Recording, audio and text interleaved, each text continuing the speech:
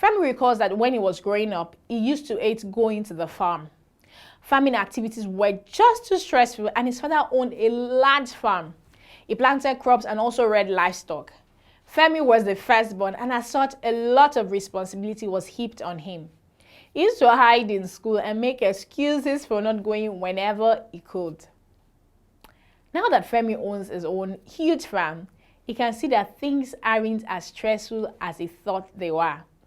Femi realized that it's because we have machines to help do some of the work that humans would have to do those days. Now there are farm machinery and implements like bulldozers, tractors, harvesters, and more that make plowing, tilling, and harvesting easier, faster, and more efficient. We'll be beginning a new series of lessons on farm machineries, and it's going to be an interesting ride. Farm machinery includes various types of machines and implements used on the farm.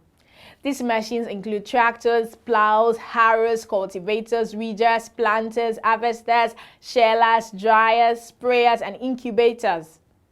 In subsequent lessons, we'll be looking at each one of these machines and implements, so don't miss out on any lesson.